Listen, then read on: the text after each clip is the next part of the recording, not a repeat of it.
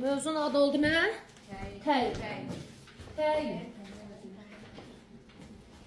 Demək, təyin cümlənin ikinci dərəcəli üzvü olub, isimlə və isimləşmiş sözlərlə, isimləşmiş nitq hissələrlə ifadə olunmuş cümlə əzmini izah edir, təyin edir.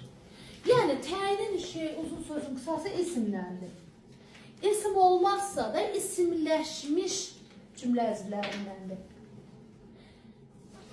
Gəlin, əsas ifadə vasitəsi və suallarına baxaq, ondan sonra baxaq təyin hansı cümləsinə aid ola bilər, hansına aid ola bilməz. Təyinin suallarına diqqət eləsək görərik ki, sifətlə sayın sualıdır. Yəni, əsas ifadə vasitəsi sifətlə say olduğu üçün təyinin sualı sifətlə sayın sualıdır. Demək, əsas ifadə vasitəsi biri sifətdir, biri də saydır. Yəni, sifətlə sayı mən cümlədə işlətsəm, əgər isimləşmədən özü kimi cümlədə işlətsəm, qazandığı əsas vəzifə, baş vəzifə təyin. Sifətin sualını yadımıza salırıq. Necə? Nə cür? Hansı? Neçə? Nə qədər? Bir də neçənci? Neçənci? Bu mənim təyinimin sualları. Əsas ifadə vasitəsi oldu sifətlə say. Amma bir məsələ var.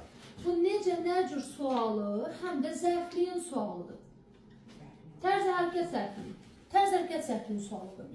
Bu nə qədər sualı, bu həm də miqdar, yəni kəmiyyət zərfliyinin sualıdır. Miqdar zərfliyi. Ortaq suallardır. Bəs mən müəllim bunu necə seçim? Cümlədə nədən seçim? Aha. İsim və isimləşmiş cümlə əzmlərinə, isimləşmiş sözlərlə ifadə olmuş cümlə əzmləri, onlara aid olanda biz bunu götürürük təyin. Hərəkətin qədərini bildirərsə, hərəkətin necəliyini bildirərsə, buna tərz deyirik. Onda biz onu götürürük zərflik. Məsələn, nümunə. Necə ki biz bunu, bu sual yadımıza gəlir, deyirdik ki, nitq səsi kimi sayla zərfi necə seçərik, nə qədər sualına cavab verən sözü. Onda deyirdik, hərəkətə aid olarsa zərfdir, ismin qədərini bildirərsə saydır. Həmin şeyi burada tətbiq edirik. Əgər cümlədə, məsələn, tutaq ki, yazıram ki, çox gözəl danışdı, çox gözəl danışdı. İndi deyirəm ki, çox gözəl qızdır. Sizcə indi hansında təyin olar, necə sualına cavab verən sözdür? Birincidə hərəkətin necəliyini bildirib. Necə danışdı? Necə danışdı? Gözəl danışdı. Elə? Burada hərəkətin, demək ki, burada zərflikdir. Əgər desəm ki, çox gözəl qızdır. Qız, mənim xəbərim isimlə ifadə olunur. İsmi xəbərdir. Qız, ismin təyin edici sözüdür. Belə cümlədə artıq mən bunu götürürəm təyin. Gözəl sözünü götürürəm təyin. Və ya nə qədər sualını gəlin baxaq. Deyirəm ki, məsələn, çox uşaq gəlmişdi. Çox uşaq gəlmişdi. İndi sizcə burada çox sözü nə qədər sualına cavab verir? Nə qədər uşaq? Çox uşaq. Sizcə burada çox sözü təyindir yoxsa zərflidir? Təyin. Nədən bildik təyin? İsmi izah edir. Bəli, mənim mübtədim ismlə ifadə olur. İsmin qədərini bildirir. Mən bunu götürürəm. Nə qədər uşaq? Çox uşaq gəlmişdi. Bu təyindir. Əgər desəm ki, məsələn, dərs prosesi ərzində çox danışır. Çox danışır desəm nə olur onda? Bəli, çox danışır. Hərəkəti izah etdiyi üçün onda mən bunu götürürəm. Kəmiyyət zərfliyi. Bu olur zərflik. Yəni, çox bəsit bir şey ayrı bax. Ortaq suallar. Birlikdə də necə seçirik? Hərəkətlə ifadə olunmuş cümlə əzmi onda olur. Yəni, onu izah eləsə olur zərflik. İsim və isimləşmiş nitq hissələrlə ifadə olmuş cümlə əzmini izah eləsə olur. Təyin, təyin. Bunu seçməyə artıq bildik. İndi gəlin, baxaq görək. Başqa hansı ifadə vasitələri var? Yəni, sifətlə saydan başqa hansı nitq hissələri cümlədə təyin ola bilər? Məsələn, isim. İsim ola bilərmi? Hansı isimlər təyin ola bilər? Sifətləşən, atributivləşən isimlər. Gəl o isimlərin bir sayını yazaq. Nə adları idi? Metal adları idi. Sonra nə adları idi? Parça adları idi. Parçanın materialı var. Sonra nə? Ümumiyyətlə, material adları. Material. Məsələn, metal adları deyin görün. Qızıl, gümüş, mis, polad, düzdürmü? Parça adları. parça növləri yun, ipək, pambıq, material tutaq ki, deyirəm, saxsı, gil, kərpic, sonra taxta. Bu sifətlər çox tez bir vaxtda sifətləşən, atributivləşən isimlərdir. Bu isimlər keçib, dəri sözün özü, testdə var deyil, dəri çanta. Yadınıza gəlib dəri çanta, topu testində var dəri çanta. Bunlar əslində isimdir. Amma bu isimlər cümlədə rahatlıqla təyin yerində iştirak edə bilər. Məsələ nədir? Demək, biz düstur kimi keçəndə deyirdik ki, sifət üstəgəl isim. Yəni, sifət isimdən əvvəl gəlir və ona əlamət və keyfiyyət baxımından izah edir. İndi maraqlı burasıdır ki, iki isim yanaşı gələndə, ismin qarşısına qoyanda, məsələn, bura qoyuram dəri, bu ikinci isim yazıram çanta. İki isim yanaşı gələndə, birinci isim sifətləşir, özünü sifət kimi aparır. Dəri çanta birləşməsində, məsələn, deyirəm, dəri çanta çox baha qiymətə satıldı. Nə baha qiymətə satıldı? Çanta. Hansı çanta? Dəri çanta. İndi burada mənim təyinim, deyə bilməsən sifətlə, mənim təyinim isimlə ifadə edir. İsim cümlədə təyin yerindədir. İsim burada sifətləşir. İsim burada atributivləşir. Elmi adı budur, atributivləşmə. Yəni, özünü bir anda sifətin yerinə qoyur. Cümlədə özünü sifət kimi aparır. Biz deyək ki, söz baxır cümlədə hansı funksiyanı yerinə yetirir, hansı vəzifəni yerinə yetirir. Burada isim təyin etmək vəzifəsinin başına keçdi. İsim obyekt bildirmədi, isim haqqında danışılanı bildirmədi, yəni tamamlıq olmadı, mübtəda olmadı, məhz özünü təyin edici söz kimi göstərdi. İndi sizə bir açar söz verir. Əgər sən cümləndə, məsələn, belə bir cümlə bilirsə və sana deyir ki, sənin təyinin yerində hansı nitq hissəsi işlənir. Gördün, sən seçə bilmirsən ki, ay Allah, görən dəri sözü, məsələn, sifətdirmi, yoxsa isimdirmi, nə ilə ifadə olunur, anında neyinirsən, həmin sözü çıxışlı halda işlədirsən. Əgər işlədə bilsən, isimdir. İşlədə bilməsən, sifətdir. Məsələn, dəri çanta, dəridən çanta. Materialını bildirir. Taxta qapı, taxtadan qapı. Qızıl üzük, qızıldan üzük. İsim hallara bilir axı. Mən bunu çıxışlı halda işlədirəmsə, demək ki, mənim təyin isimlə ifadə olmaq istəyirəm, yox. İndi tutaq ki, dəri sözünü götürüb yerə sarı söz qoyaq. Sarı. Rəng qoyaq. Sifət. Sarıdan çanta, qırmızıdan çanta. Olmur. O sifətdə axı. Fikir verdiniz, belə material bildirən sözləri rahatlıqla çıxışlı halda deyə bilərsən. İndi sizin nə ilə çaşdırırlar? Testdə var, gümüşün sözü var. Gümüş başqa şeydir, gümüşü başqa şeydir. Gümüş isimdir, gümüşü artıq isimdən düzəlmiş sifətdir. Məsələn, deyirəm, bu gümüşü don sənə çox yaraşır. Necə don? Gümüşü don. Gümüşü sözü gümüşüdən don deyə bilmirəm, bax. Görürsən? Gümüş qaşıq. Gümüşdən qaşıq deyə bilirəm. Gümüşü don. Gümüşüdən don deyə bilmirəm. Çünki o artıq sifətdir. Bir də çaşdırırlar qızıl və qızılı sözlər. Qızıl üzük, qızıldan üzük deyə bilirəm. Qızılı paltar, qızılıdan paltar alınmadı. Görürsən? Çünki mən artıq orada sifət düzəltmişəm. Leksik şəkilçi var. Gümüşü və qızılı sözün içində leksik şəkilçi var. Aydın oldu burası? Yaşa. Demək, isimlər cümlədə tək material bildirən söz olmasın. Peşə sənət bildirən sözlər də ola bilər. Təyin yerində. İsimlər. Məsələn, deyirəm, mühəndis Kərimov binanı təhvil verdi. Kim binanı təhvil verdi? Kərimov. Kərimov. Hansı Kərimov? Mühəndis. Buradan nə çıxdı? Peşə sənət bildirən sözlər, cümlədə rahatlıq isimlər. Peşə sənət bildirən isimlər rahatlıqla cümlədə təyin ola bilər. Məsələn, deyirəm ki, aktrisa Pənahova rolunu çox gözəl oynadı. Kim rolunu çox gözəl oynadı? Pənahova. Hansı Pənahova? Aktrisa Pənahova. Görsən, təyin edici söz.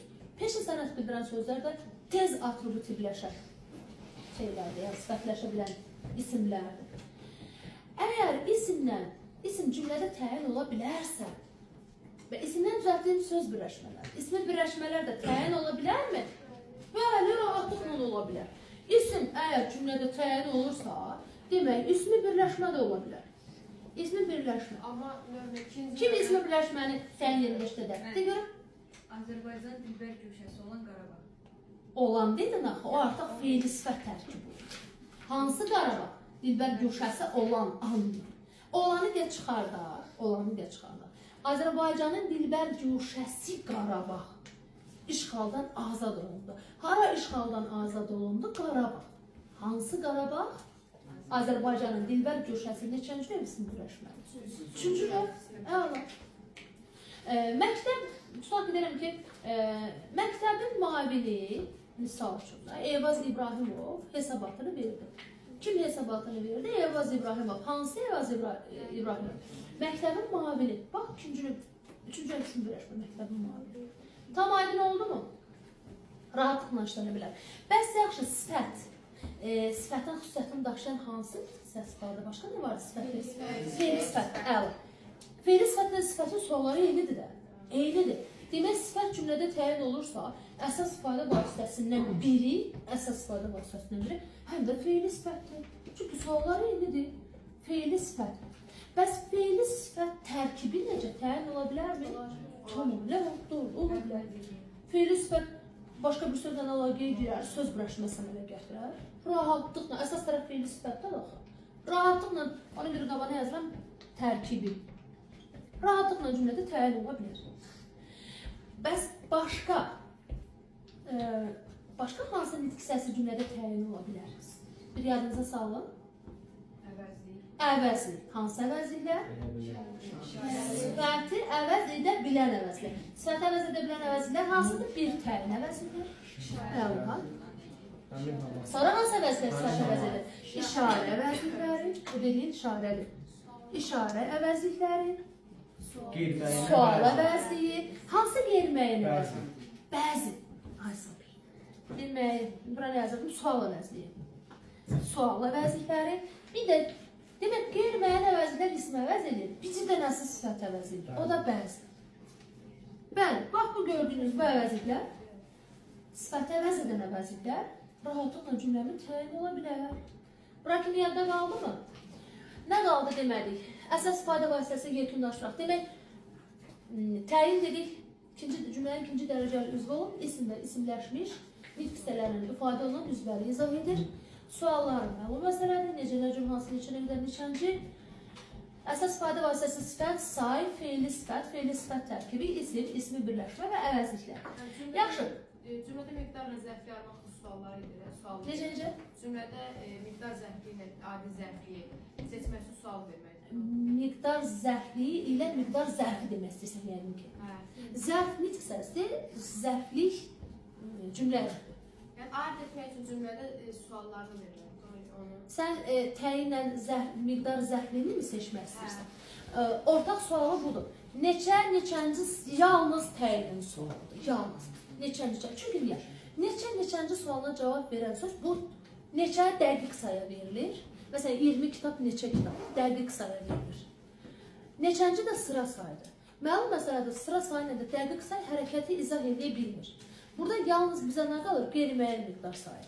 Məsələn, az, çox, xeyli, ortaq sözlərdir. Biz bunlara amonim deyirik, ortaq sözlər deyirik. Çünki onlar həm hərəkətin qədərini bildirə bilər. Sualı nə qədər? Həm hərəkətin qədərini bildirə bilər, həm də ismin, əşyanın qədərini bildirə bilər.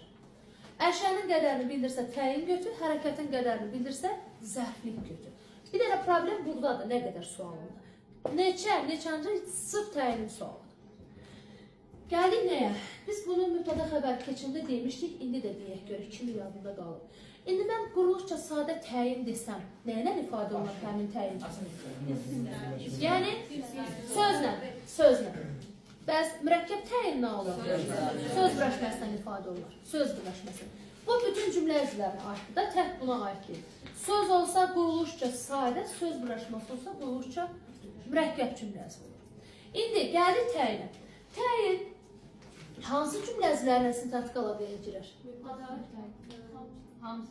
Hamısından. İstisna biri var, yəni bircə feili xəbərlə əlaqəyə girə bilmir. Feili xəbərlə. Yəni təyinin hərəkətlə nə işi var? Zərfliyin işi hərəkəti izah eləməkdə, hər cəhətdən. Yəni tərz baxımından da, miqdar baxımından da, zaman baxımından da, yəni zərfliyin işi təyindir. Hərəkətlə. İstisna hal var. Deyim istisna. Olay tələb qılın, birinci tərəf isminin ifadə olunsun, məsəl üçün təsir etmək. Əla. Olanı təyin. Doğru, get. O haldaca mümkün. Bunu izah etməzdən önce bir sual verir, birdən yadından çıxar. Sizcə, məstər təyin yerində iştirak edə bilər? Məstər. Nə var? Qoşma. Əla. Əla, qız. Qoşma. Magmək, üstə gəl, bənzətmə qoşmaları var, kimi, tək falan. Birini yazıram. Oxumaq kimi. Belə bir istisna demişdik. Məstər özü təhcənə təyin ola bilməz. Qoşma ilə işlənirsə, hə, qoşma ilə. Amma özü təkcə yox. İstisna kimi götürürük də biz bunu. Məsələn, belə bir cümlə qurmuşduq, yanınıza gəlmir məstər keçəndə. Dedik ki, oxumaq kimi vərdişim var. Gəlin təhlil edək. Bax, deyirəm. Oxumaq, məstər kimi vərdişim var. Xəbəri tapın görüm. Var. Sual verikmi? Predikativdir, vermiyor. Var. Mübtədan tap görün. Nə var? Vərdişim. Necə vərdişim? Tutardı, getdi, bu da oldu mənim təyin. Fe'li bağlama cümlədə təyin ola bilər. Xeyr. O hansı məzə olur? Zərflik. Onun işi zərflik. Onun əsas vəzifəsi, yəni mən cümləyə daxil eləsəm, zərflik vəzifəsini yerinə yetirir. O, fe'li bağlama təyin olmur. Məsələ də istisna hal kimi belə ola bilər. İndi gəldik senin istisnasına. Demək, təyin fe'li xəbərdən başqa bütün cümlə əzlərlə əlaqəyə girir. Hamısının özünün təyin edici sözü var. Hər bir cümlə əzinin təyin edici sözü var. Fe'li xəbərin də istisnası budur. Demək, əgər mənim xəbərimin yerində mürəkkəb fe'llər var, ayrı yazılan mürəkkəb fe'llər. Tərkiblər dedik, ol, et, elə, bil, qıl. Kömək etmək, adam olmaq, mehriban olmaq, pis olmaq, təəssüf etmək. Düzdürmü? Yaza bilmək, qaça bilmək. Bu kimi, bax bu kimi feillərdən burada istifadə edərəmsə, məsələn, gəl buna yazım, adam ol. Adam ol. Mənim xəbərim olsun bu. Bunu gəl cümlədə işlərim. Aha. Bu olsun mənim xəbərim, adam ol. Nöqtə. İndi bunu əvvəllə söz artıram. Deyirəm, çalış, yaxşı adam ol. Çalış, yaxşı adam ol. Fakt mənim xəbərim fe'li xəbərdir. Fe'llə ifadə olunur, mürəkkəb fe'llə ifadə olunur, adam olmaq. Fakt mürəkkəb fe'ldir də, fe'li xəbərdir. İndi məsələ burasındadır ki, burada yaxşı sözünü mən zərflik götürmürəm. Mən bunu təyin götürürəm. Niyə? Çünki yaxşı sözü ol sözündən yox. Mürəkkəb fe'lin birinci tərəfi olan adam ismini izah edir. Adam sözü, yenə bax, görsən hərəkətə yaxın getmir. Fikir verirsən, ol sözündən əlaqəyə girmir, adam sözündən əlaqəyə girir. Bax, belə istisna halda təyin fe'li xəbərə aid ola bilər. Və sən bayaq dediyin təsir. Deyirəm ki, dağ havası mənə çox yaxşı təsir etdi. Yaxşı sözü etdi sözündən yox, təsir sözündən əlaqəyə girir. Ona görə orada da təyin fe'li xəbərə aiddir. Kim çatıra bildinmi? Kim başa düşmədi buranı? Hamı aydın oldu? Yaxşı. Təyin əlaqəyə girdiyi cümlə əzizlərindən hansısını taktik əlaqəyə girir? Yanaşma. Buraya yazaq yanaşma. Yanaşma əlaqəsini girir. Bəs təyin əsas tərəf olur, asıl tərəf? Aslı. Çünki təyin birinci tərəf kimi çıxış edir, yoxsa ikinci tərəf? Birinci tərəf kimi. Bax, burada tutaq ki da, təyin və xəbər elə. Təyin birinci tərəfdədir, xəbər ikinci tərəfdədir. Birinci tərəfdə gəlir, asılı tərəfdir, düzdür? Asılıdır. Bəs elə bir nümunə tanıyırsınızmı? Əla. Sual. Əgər testdə belə qabağınıza çıxsa ki, təyin həmişə asılı tərəfdir. Ümumiyyətlə, bu sözlər hansı şərtdə ki olur? Həmişə, heç vaxt, yalnız. Bilin ki, burada bir dənə əmma var. Desək ki, təyin həmişə asılı tərəfdir, səhvdir. Əsas tərəf olduğu vaxt var. Nə var? Hansı halda bilirsiniz əsas tərəf olur? Hansı halda? Lütfən niyə silmək istəmirəm? İndi testinə başlayanda sizə kömək üçün yadından çıxsa bax. Təyin eləyəndə. Var həmciz təyin, var qeyri-həmciz təyin.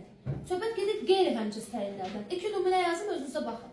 Misal üçün, deyirəm ki, nə yazaq? Qara şubalı qız. Olsun. qara. Rəng elə seçək ki, uşaqlara nəyə aydın edir? Elə rəng, qara adam olur. Elə rəngdə o rəngdə adam olmasın. Qəhvəyi.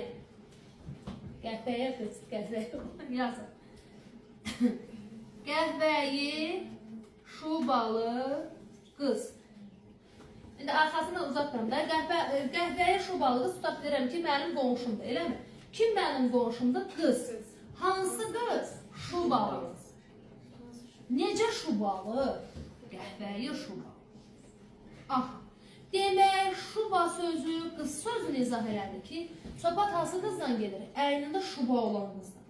İndi baxıram ki, dönüb baxıram ki, orada 2-3 qız əynində şuba var. İndi mən bilmək söhbət hansı şubalıdan gedir? Deyirəm ki, necə şubalı? Hansı şubalı? Deyirsən ki, qəhvəyi şubalı.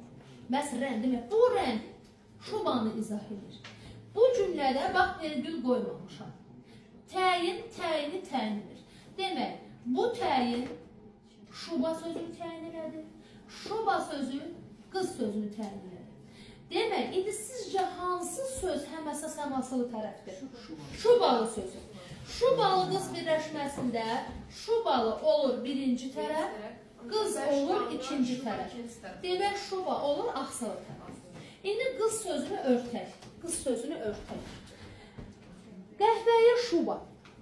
Onda qəhvəyi sözü olur birinci tərəf, şuba olur ikinci tərəf. Demək, ortadakı şubalı sözü həm əsas, həm asılı tərəfdir. Burada nə nəticə çıxır?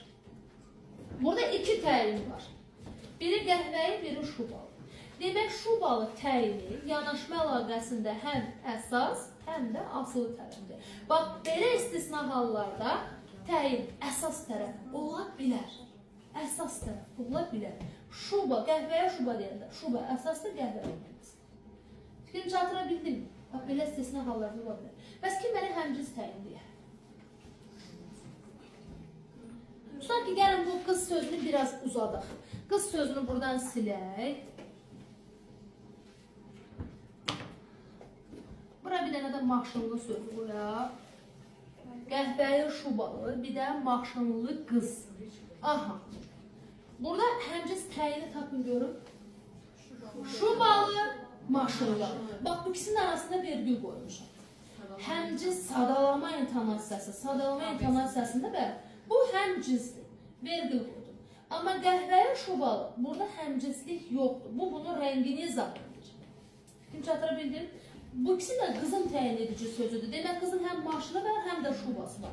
Maşınlı qız, şubalı qız. Fikir verdiniz, maşınla şuba sözü bir-birini görmədi. Bir-birindən əlaqəyə girmədi. Çünki onların arasında tabisizlik əlaqəsi. Tabisizlik. Aydın oldu mu? Nə qaldı demədik? Məncə hər şey dedik. Sualı olan var mı? Testinə başlaya bilərikmi? 46 dənə testi var, test başla. Test.